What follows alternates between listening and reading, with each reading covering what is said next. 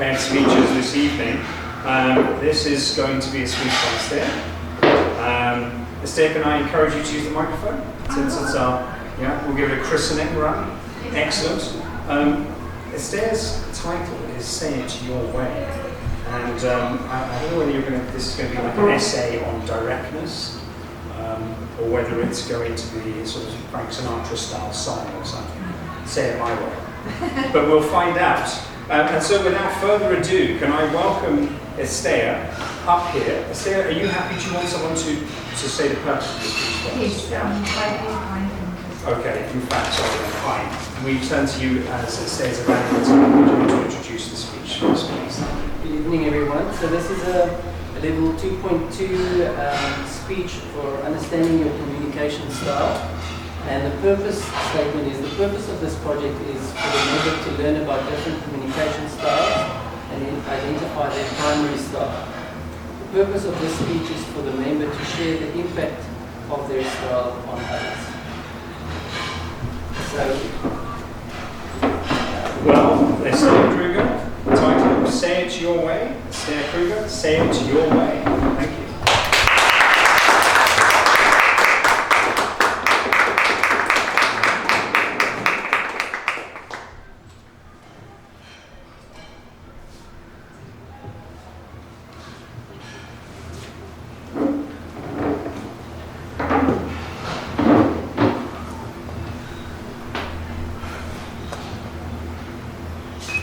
Toastmaster, fellow Toastmasters and guests. Tonight's speech is about communication styles. About what is a communication style, but also what is my specific style, the strengths and limitations of my style, and also the impact my specific style can have on others. But what is a communication style? It's basically the way you interact with other people, verbally as well as non-verbally. Because all of us know it's not what you say, it's how you say it. Peter Drucker said in 2007, the most important thing about communication is hearing what isn't said. My style, fellow Toastmasters, is definitely a supportive style. In my daily job, I work with students, but not just with any students. I work with masters and doctoral students specifically. And that is a very specific kind of person. Most masters and doctoral students are more mature people. They have maybe family responsibilities. They might be looking after someone. They might have small children. And on top of everything, they are working full-time and they are studying part-time. Most of them are also quite ambitious. They are climbing the career ladder. There's a specific reason why they took on a master's or a doctoral degree. They either want to contribute to scientific literature, they maybe want to prove something, maybe they want a better position at work. There is a reason why they took on this hefty task. And they are stressed. They are all very, very stressed. Time management is a big thing. So usually when I interact with my masters and my doctoral students, instead of just firing away with my next research support session, I just ask them 3 words. Are you okay? Are you coping? And it's actually amazing what a difference those 3 words can make. It gives them the opportunity to say, you're okay, I'm struggling. And it's so helpful for them to hear their fellow classmates are also struggling. It really gives me great pleasure to show some affinity towards these students. And I really think empathy brings performance. when I show them some empathy, when I show them some affinity, I can see that collaboration stirs. There's better communication. They just open up, and in the end, we achieve so much more. I once asked one of our lecturers, someone who has not a supportive communication style, someone who is actually very direct and aggressive, even authoritative. Wow, why can't you just show some affinity? And he said, Estia, I hear what you say, but it's not part of my style. It's not who I am. And he said that he realizes what a difference empathy and affinity can make in a student's life. But it's not just who, it's not who he is. Of course, a supportive style has many strengths, but also many limitations. I think someone with a more direct and aggressive style is very good with decision making and maybe planning and maybe getting students to deadlines. Definitely the biggest limitation of a supportive style in my case is that I want to avoid conflict. I don't want any conflict. And it's sometimes very difficult because from time to time I need to tell a student, listen, I'm so sorry, but I need to tell you that there is a disciplinary investigation on its way. You blatantly misused AI in doing your assignment. There's no other way. We need to look further into this. And I think they're going to fire me one day because I can't do it. It's very, very difficult. Even loud words, I will never forget. Just after I joined Toastmasters, we were in that big room. And I think there was another club visited us. It was February last year. And Nanda was Table Topics Master. And remember, I don't know him. I don't know what a gentle and Moroccan person he is. And he took that stage and he said, they asked a question and he said, okay, continue. You, no. And he went like this, I've got trouble. Here is trouble. I'm not used to it. I think at 11 o'clock that evening, I was still lying in my bed and oh, that was so hard. But we need the more direct people.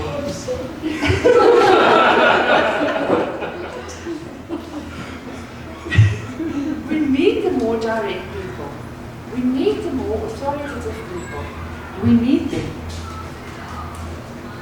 They have other strengths, which a supportive style don't necessarily have. So I think if you put a supportive communication style together with sometimes a bit manipulative style, sometimes a bit more direct style, sometimes a bit more aggressive style even, you can get so much done. Fellow Toastmasters, as we reflect on different communication styles, I think it's clear by now that there's not a single best communication style. Each one has its strengths and limitations. But when we develop awareness of our own preferences, and when we learn to recognize the strengths and the limitations of others, I think that is when we move beyond just simply communicating to truly connecting with each other. Just say it your way.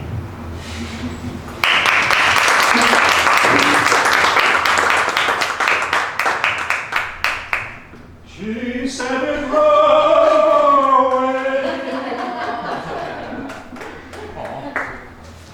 Thank you very much, Estia. Right, well, that was our final prepared speech, but we have a slightly unusual section here. What's going to happen is at any moment now the door's going to burst through and beginners are going to come through screaming with enthusiasm or crying bitterly into their ears. But before we get there, we also have dinner being laid out. Is everyone happy to continue with the finishing off this section? Should we do that? Yeah, I think so. Yeah, the food's not all that yet anyway, by the looks of it. So, In that case, what we're doing on this particular run is the usual, but there is an evaluation.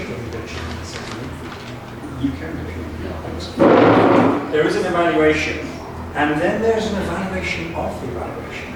And that's because Heinz, the evaluator for the speech that we've just had, and as part of his end of level 1, and there are 5 levels in each pathway, so as part of his end of level 1, and each part of level 1 is subdivided, as he well knows now, there is a journey towards becoming an evaluator. And so this is the final part of his journey towards becoming an evaluator, at least badged by Toastmasters, let's say. So now, firstly, let's first deal with the normal routines. Timer report, please. Right, so Esther, looks like you are developing quite an affinity for the stage. Your speech was allocated 5 to 7 minutes and you spoke for 7 minutes 19 seconds. So still within that sweet spot. I have an affinity for all these affinities being used. Quite remarkable tonight how many people are using the word of the day. Fantastic. Could I also then go to Ivor and the grammarian report? Sure. So you said the word affinity 4 times. Didn't make many mistakes. To also zone in, listen to try and fault you. There was, when you said more mature people, I think the word more can be left out and you can just say there are mature people that you work with. The other one was you were very, very stressed. Often you can maybe try and find a better word to use instead of very, so you can say you were extremely stressed, highly stressed. There's a better word to use, better describing word. But otherwise, those are the 2 ones which I could find. It was a good speech. Thank you.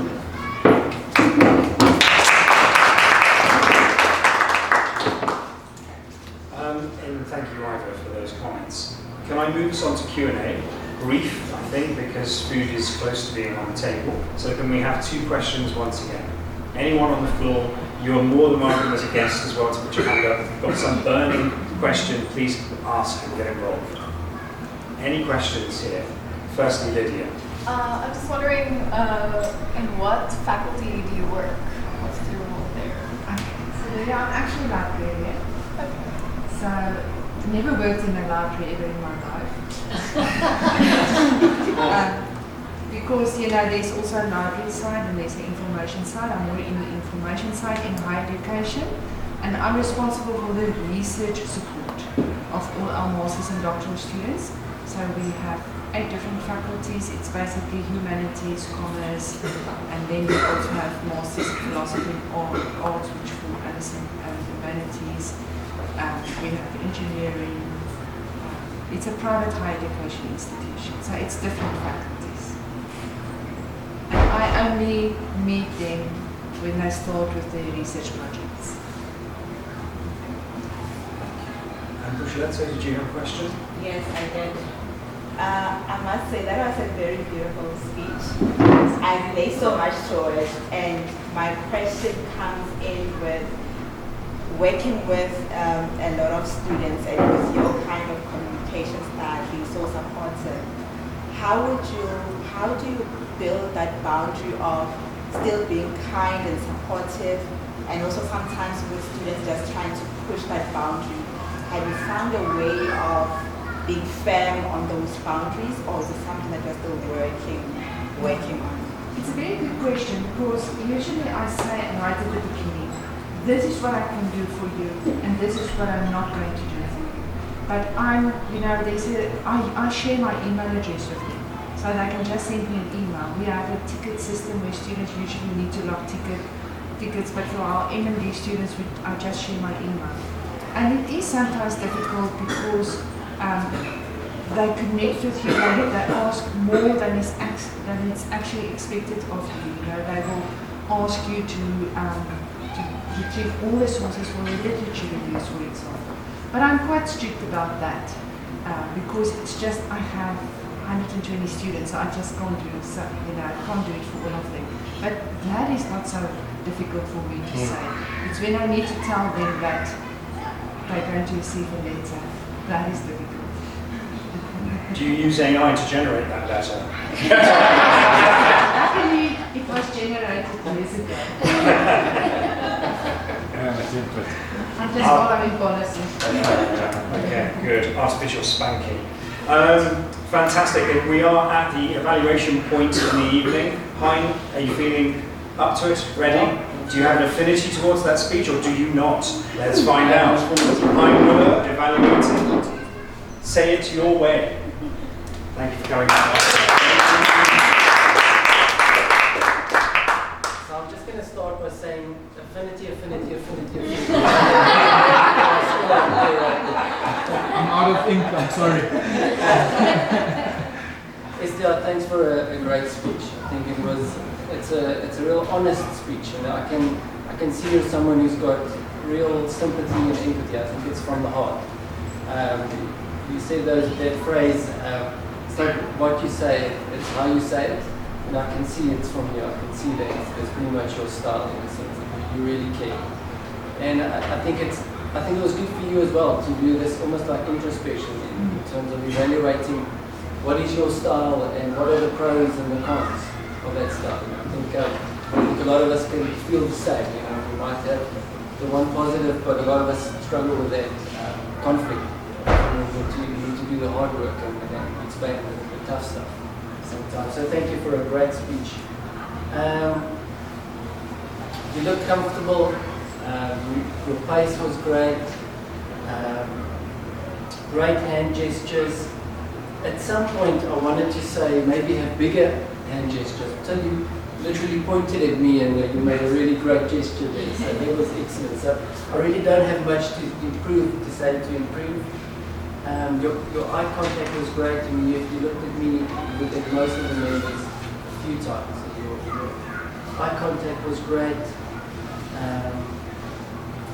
You said us at ease, you smiled. There's really not too much I can say to challenge you, to be honest with you.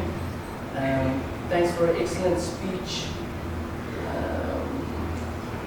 And well done for using your bullet points for the first time, not a full note. So maybe that's a challenge. Next speech is with upper notes, and that's maybe the only thing I can think of. But thank you very much.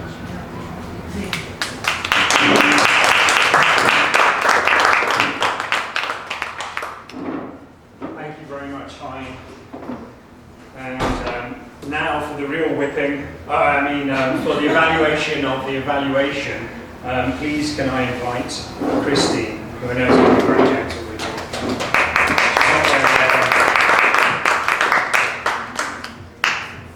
I will be using the microphone. Well, we have more. Thank you, Dr. Hein. That's your first evaluation.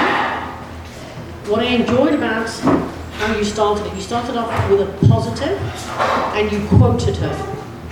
I hear lots of evaluations where people are not specific and they say, I enjoyed your vocal variety, I enjoyed your body language, but they don't give anything specific and they say, I enjoyed the language you used. So you actually quoted Estia, which I think was very important.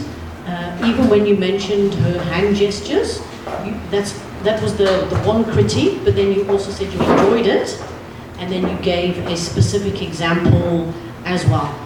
When we use specific examples, it makes it a more personal evaluation, and that's very important.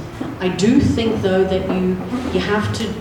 It's a bit of a catch-22, because it's better for you to evaluate the first time on somebody who's a level 3, rather than giving you an icebreaker or a level 1 to do so.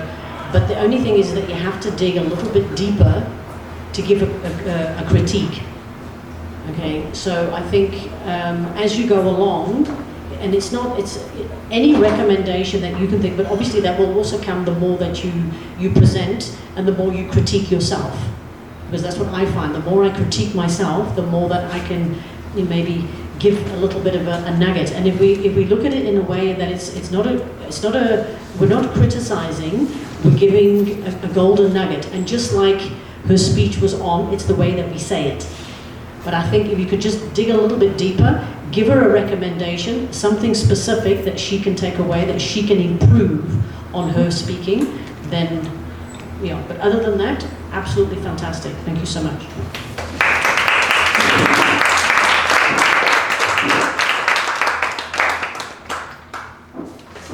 Thank you very much, Christine. Perfect timing. We have everyone back up. Let's go and enjoy some food together.